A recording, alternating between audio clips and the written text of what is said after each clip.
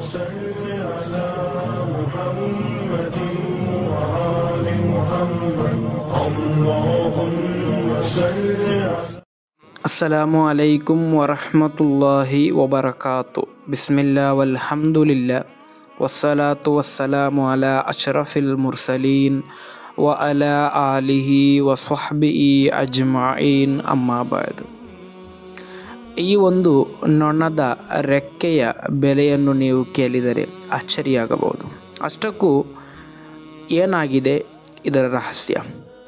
ಇಮಾಮ್ ತುರ್ಮುದಿ ರಲಿಯಲ್ಲಾಹು ಅನ್ಹುರವರು ವರದಿ ಮಾಡಿದಂತಹ ಹದೀಸ್ ಸಹಲ್ ಸಅದಿನ್ ರಲಿಯಲ್ಲಾಹು ಅನ್ಹುರವರಿಂದ ನಿವೇದನೆ.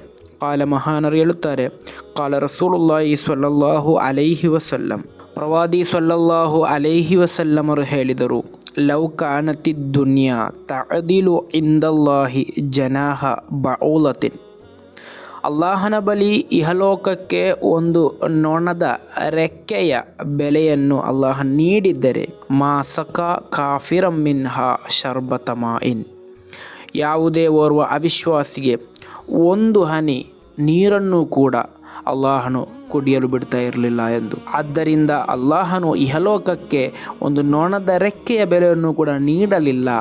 ಆ ಕಾರಣದಿಂದಾಗಿ ಇಂದು ಅವಿಶ್ವಾಸಿಗಳು ಅದೆಷ್ಟೋ ಆಡಂಬರದಿಂದ ಇಲ್ಲಿ ಜೀವನವನ್ನು ಸಾಗಿಸ್ತಾ ಇದ್ದಾರೆ. ಎಲ್ಲ ಸೌಕರ್ಯಗಳು ಕೂಡ ಅವರಿಗೆ ಅಲ್ಲಾಹ ನೀಡ್ತಾ ಇದ್ದಾನೆ. ಕಾರಣ ಅಲ್ಲಾಹನು ಈ ಒಂದು ಇಹಲೋಕಕ್ಕೆ ಒಂದು ನೊಣದ ರೆಕ್ಕೆಯ ಬೆಲೆಯನ್ನು ಕೂಡ ನೀಡಲಿಲ್ಲ ಎಂದು. ಆದ್ದರಿಂದ ನಾವು ಇಹಲೋಕದ ಸಂಪತ್ತುಗಳಿಗೆ ಅಥವಾ ಮತ್ತಿತರ ಸಂಗತಿಗಳನ್ನು ಆಗ್ರಹಿಸಿ ನಾವು ಜೀವಿಸಬಾರದು. ಕಾರಣ ಇದು ಯಾವುದೂ ಕೂಡ ಶಾಶ್ವತ ಅಲ್ಲ. ನಾವು ಯಾವತ್ತೂ ಕೂಡ ನಮ್ಮ ಆಗ್ರಹ, ನಮ್ಮ ಚಿಂತನೆ ಅದೆಲ್ಲವೂ ಕೂಡ ಪರಲೋಕಕ್ಕಾಗಿರಬೇಕು. ಇಲ್ಲಿ ನಾವು ಸಂಪಾದಿಸಬೇಕಾದದ್ದು, ಇಲ್ಲಿ ನಾವು ಕಷ್ಟಪಡಬೇಕಾದದ್ದು ನಾಳೆ ಪರಲೋಕದಲ್ಲಿ ಸುಖ ಅನುಭವಿಸಲಿಕ್ಕೋಸ್ಕರವಾಗಿರಬೇಕು. ಅಲ್ಲಾಹನು ಆ ರೀತಿ ಮಾಡಲು ತೌಫೀಕ್ ನೀಡಿ ಅನುಗ್ರಹಿಸಲಿ. ಅಸ್ಸಲಾಮು ಅಲೈಕುಂ ವರಹಮತುಲ್ಲಾಹಿ ವಬರಕಾತು.